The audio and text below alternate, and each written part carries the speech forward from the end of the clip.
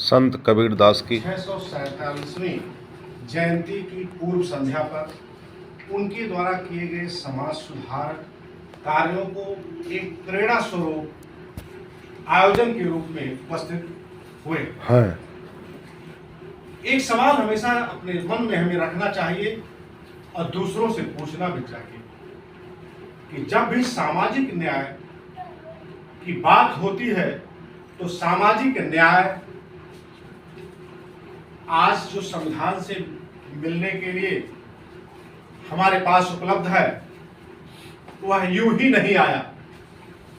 उसके लिए ऐसे महापुरुष संत कबीरदास जैसे महापुरुषों की बहुत लंबी लिस्ट है और संघर्षों का एक एक कण आकर के संविधान में स्थान पाया।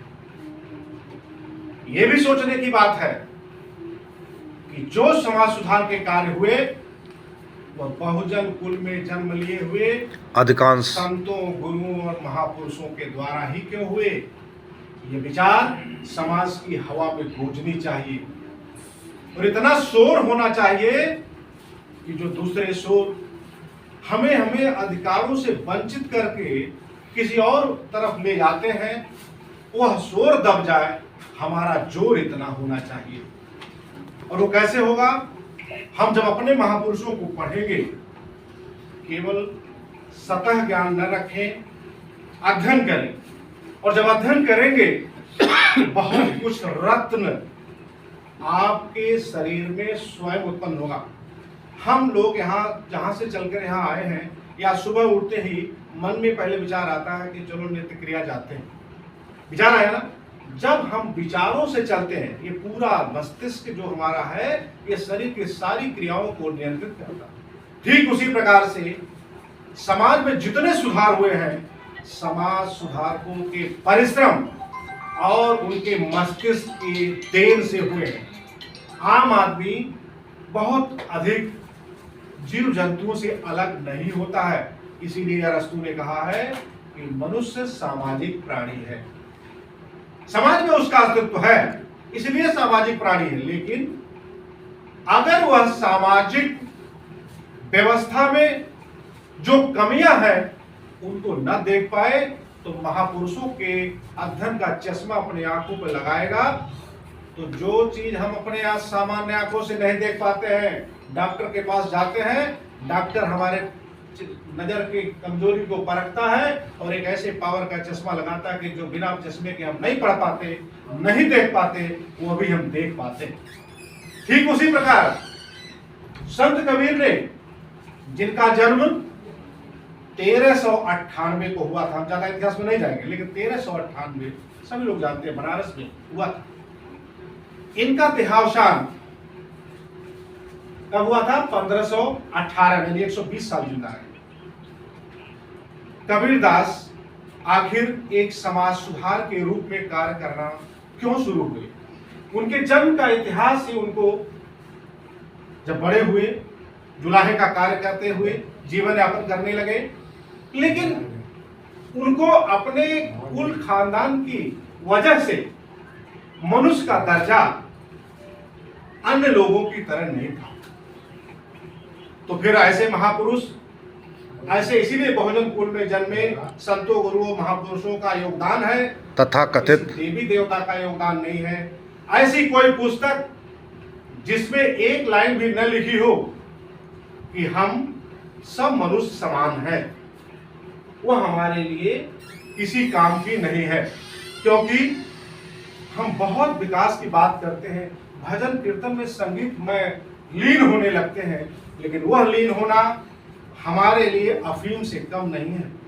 कार्ल मार्क्स ने कहा है धर्म लोगों के लिए अफीम है, तो वो नशा नहीं चाहिए। अगर आप धर्म के गीत, संगीत, भजन में लगे भी हुए हैं तो खोजिए इस पुस्तक को जिसका आप वाचन कर रहे हैं, आपकी सामाजिक हैसियत के लिए इस पुस्तक में क्या लिखा है। किसी भी पुस्तक को पढ़ते समय हमें उसमें सामाजिक व्यवस्था का ढूंढना होगा, क्या है सामाजिक व्यवस्था और उसमें हमारे लिए क्या स्थान दिया गया। मैं ज्यादा नहीं कहते हुए आपको अब कबीरदास जी की मुख्य ऐसे बातों का उल्लेख करना चाहूंगा, लेकिन एक बार आपसे ये जरूर हाथ उठाकर वादा करवाना चाहता हूं कि उन पुस्तकों को पढ़िए जिनको आप पढ़ना नहीं चाहते, लेकिन उनको इसलिए पढ़िए कि आपको हर मोर्चे पर फेल करने के लिए उसमें क्या क्या आपको लिखा है, और उसमें ईश्वर ने जो अवतार लिए हैं वो किनकी रक्षा के लिए अवतार लिए हैं, ये भी काल्पनिक है या सच्चा है, ये विषय अलग है, लेकिन आपको सामाजिक हैसियत उस पुस्तक में क्या दी है ये जानना ज्यादा जरूरी है। और जब आप बीजक को पढ़ेंगे, संत कबीर दास की के साहित्य को पढ़ेंगे, तो साहित्य ये निर्गुण ब्रह्म के उपासक थे, भक्ति भावना में बहुत लीन थे। इनका भी विश्वास धर्म में था, लेकिन किस तरह के धर्म में था? मूर्ति पूजा में नहीं था। तो इन्होंने देखा कि समाज में जो बुराइयां प्राप्त हैं उसके आधार है नंबर 1 जात पात। सामाजिक आधार में नंबर 1 क्या आया? उन्होंने देखा कि जात पात, और जब जात पात का आधार है तो ये मिटे कैसे? इसके लिए इन्होंने, चूंकि उस समय का वातावरण ईश्वरीय था, ज्यादातर लोग, कुछ लोग सगुण शाखा को और कुछ निर्गुण शाखा को मानते थे। कबीर दास निर्गुण शाखा के भक्त थे। तो उन्होंने इस बात पर कहा, ईश्वर का दुहाई देते हुए कहा कि सभी मनुष्य बराबर हैं। ये देखिए कैसे कहा, सब लोग जानते होंगे। जात पात पूछे ना कोई, हरि को भजो सो हरि का होई। जात न पूछो साधु की, एक और कहा, पूछ लीजिए ज्ञान, मोल करो तलवार का, बड़ा रहन दो म्यान। म्यान में अगर तलवार है तो म्यान नहीं लड़ेगी, जरूरत पड़ने पर तलवार लड़ेगी। तलवार की उसी तरह से आपका ज्ञान, आपके व्यक्तित्व की पहचान होनी चाहिए। एक मनुष्य की इज्जत उसके ज्ञान से होनी चाहिए, जन्म के आधार पर नहीं होना चाहिए। ये बहुत बड़ा इन्होंने सुधार का संदेश दिया।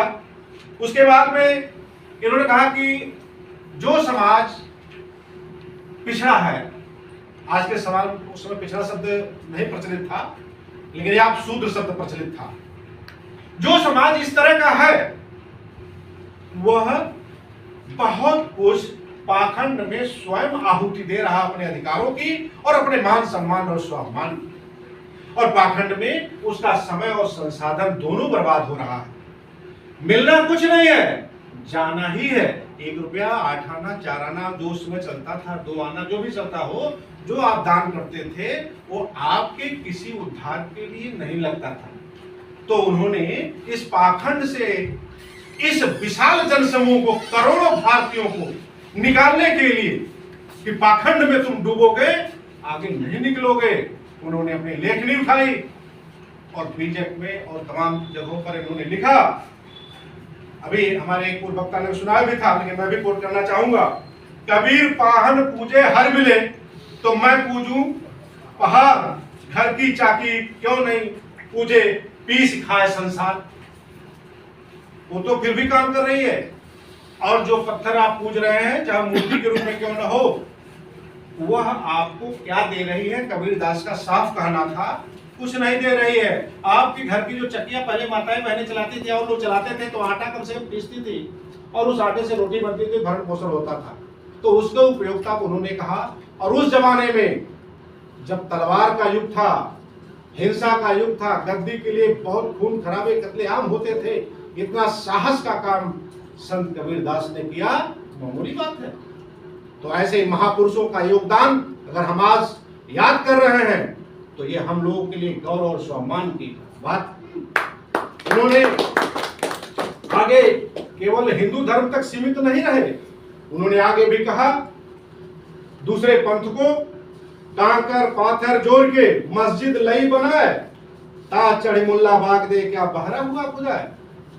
यानी उनको भी समझाया, दोनों संप्रदाय, हिंदू मुसलमान दोनों संप्रदायों को समझाया, क्योंकि शांति जो महात्मा गौतम बुद्ध ने विश्व शांति के लिए जो उपदेश दिए थे, बगैर शांति के तरक्की नहीं हो सकती। यहाँ मैं आपको अभी यहाँ पर 1 मिनट रोकना चाहूंगा कि धर्म सबके एक है, सारे मनुष्यों के धर्म एक है, लेकिन पंथ अलग है, संप्रदाय अलग है।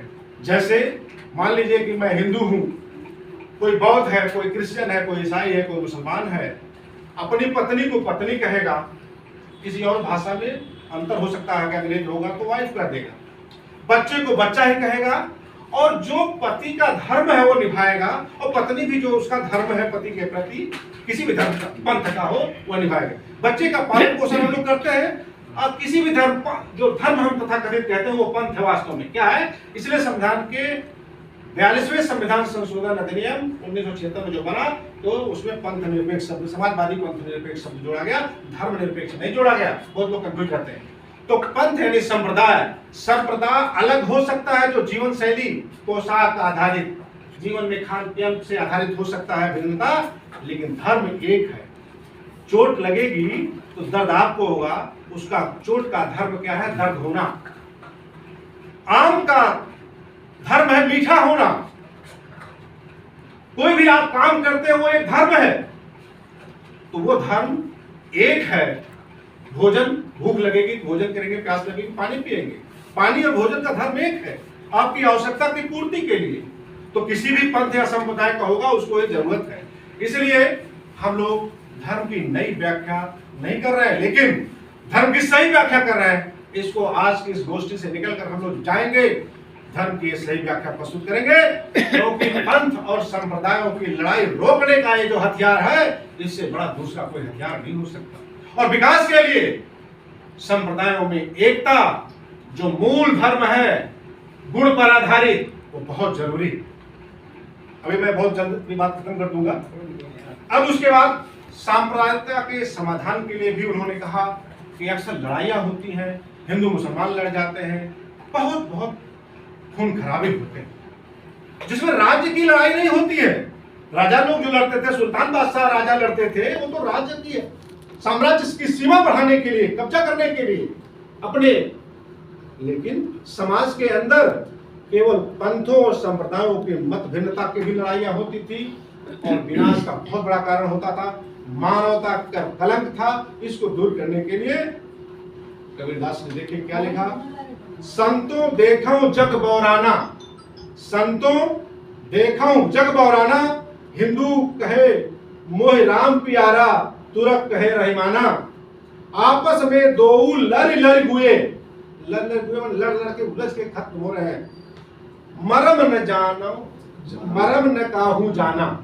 मरम यानी कि मरम यहाँ पर वही जो भी आपको धर्म किसको बता रहे, इस बारे में धर्म बता दिया। असली तत्व ज्ञान, धर्म का ज्ञान उनको नहीं है। मनुष्य होने का जो धर्म है वही सबसे बड़ी मानवता है। अगर मानवता का धर्म हमारे अंदर नहीं है तो पंथों का धर्म हमारे किसी काम नहीं आएगा, सिर्फ विनाश जरूर कर सकता है। पंथों में रहते हुए अगर हम मानवता की राह को पकड़ सके, कबीरदास की शिक्षाओं को अपने जीवन में उतार सके, तो एक बहुत बड़ा विशाल लोकतंत्र जो भारत है, यह लोकतंत्र भारत एकदम समृद्ध भारत और एकीकृत भारत, मजबूत भारत बनने में बिल्कुल जितना अभी वर्ष लग गया, इसके आधे भी वर्ष नहीं लगेंगे कि देश आज के युग में भी कबीर की शिक्षाओं पर अगर चले तो बहुत जल्द तरक्की कर सके। हमारे आधे से अधिक विवाद तो कबीर की शिक्षाओं पर खत्म हो जाते हैं।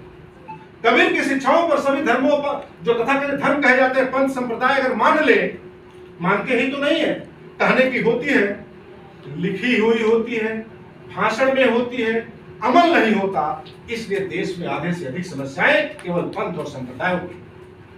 आज कबीरदास इतने प्रासंगिक है कि अगर संप्रदायों की बात को छोड़कर किसी नेक न्याय की बात अगर आए, संप्रदाय न देखकर पहले न्याय की बात हम देखें, तो देश की बहुत बड़ी समस्याएं हल होगी और देश तरक्की के रास्ते पर चलेगा। कबीरदास के समकालीन, एक प्रश्न पूछा जाता है, कबीरदास के समकालीन कौन शासक था? सिकंदर लोदी, उसमें सुल्तानों का शासन था। और इस तरह लिख देना, जो चीज आप एक नई कार खरीद के, मोटरसाइकिल खरीद के लाइए तो उसमें जरा सा खरोच लग गया, काम बड़ा कष्ट होता है। जो धर्म नया पैदा होता है वो अपने चीजों को लेकर ज्यादा आक्रामक होता है, लेकिन अगर उसमें सही शिक्षा और दीक्षा दी जाए तो वो भी भाईचारा और मानवता के रास्ते से भटकेगा नहीं कोई भी।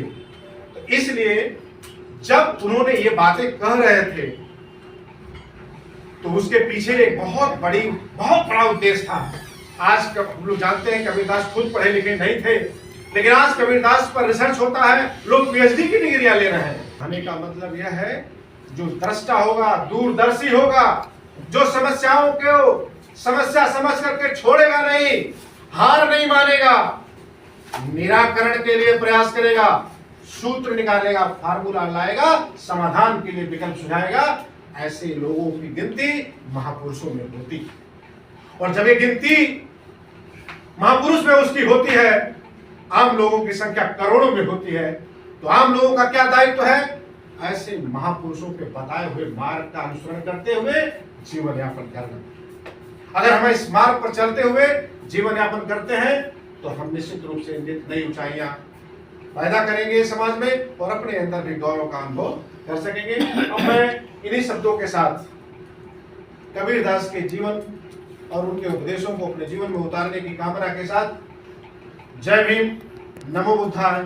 इसके अलावा एक नारा होता है, आप लोग कह दीजिएगा मेरे साथ, मैं बोलूंगा, जय लोकतंत्र, जय संविधान, जय भीम, जो जितना है उतना पाए, यही हमारी थी। ये जात जनगणना की मांग के समर्थन में जय लोकतंत्र, जय लोकतंत्र, जय संविधान, जय संविधान, जय भीम, जय भीम, जो जितना है उतना उतना पाए, यही यही हमारी थीम। हमारी थीम।